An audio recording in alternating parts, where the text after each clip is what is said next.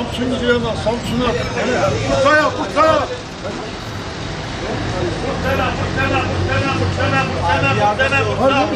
Yardımcı ol bu. Tekirdağ, Bursa. Fotoğrafta yer yok. Geç. Hangi kanalı? Kanal değil.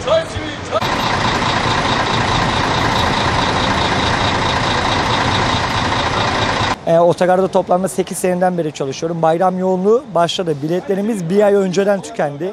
İlave seferler yapmaya çalışıyoruz. Yolda trafikler var. Giden insanlar mağdur olmaması için otogara erken gelmelerini tavsiye ediyoruz. Nasıl havalimanına erken gidiyorlarsa arabalarını kaçırmamaları için, sıkıntı yaşamamaları için otobüsüne saatine kadar 1 saatten erken kalmalarını rica ediyoruz. Yani bayram yoğunluğu akşamları daha yoğun oluyor. Şimdi gündüz vakti çalışanlar olduğu için yani dönüşler de aynı şekilde. Dönüş seferleri de dolu. İnsanlarımızın gidiş dönüş bilet almalarını tavsiye ederim yani. Herkesin mutluluk gölgesi olsun, iyi bayramlar olsun, kazasız belasız. Herkes yavaş gitsinler. İnsanlarımız özel kendi arabalarıyla gittikleri için yavaş gitsinler. Uykusuz yola çıkmasınlar. Herkes sağlıklı kalsın. Adım Nurettin İçer.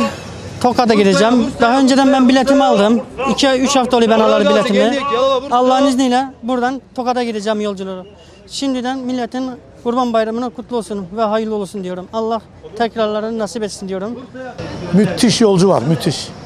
Müthiş bir yolcu yoğunluğu var. Arabalarda yer yok. Ek ilaveler çalışıyor, ilaveler. Minibüsler dahi gidiyor yani. Minibüs yolcular dahi gidiyor. Fiyatları tabii ki haliyle var. %20, %30 fark var. Yetersiz de olsa temin ediliyor yani. Yetersiz olma yetersiz. Haliyle yetersizlik var. Yetersiz olmasından dolayı minibüs falan gönderiyorlar. Çözüm için ulaşımın elinde. Ulaşım bazı şeyler yapması lazım. Fiyatlarda, mazotta çok büyük sıkıntı var yani vatandaşlar. Otobüsçü de haklı yani. Bir şey diyemiyorsun adamlara. Otobüsçü adam gidiyor 7.000 lira olmuş mazot neredeyse. 6.000 küsür lira. Ne yapsın herif? Hatay'a yolculuk yapmak istiyorum. Fakat bilet bulamıyorum. Evet. Bilet bulamamanızın sebebi? Ya yoğunluktan dolayı bu Suriyelilerin ülke dışına gitmesinden, memleketlerin dönmesinden dolayı bilet bulamıyoruz yani. Ben de Adana'ya kesmek istiyorum. Adana da dolu. Hatay'a gideceğim. Bilet bulamıyorum. Öyle bütün firmaları geziyorum yani. Herkesin bayramı kutlu olsun.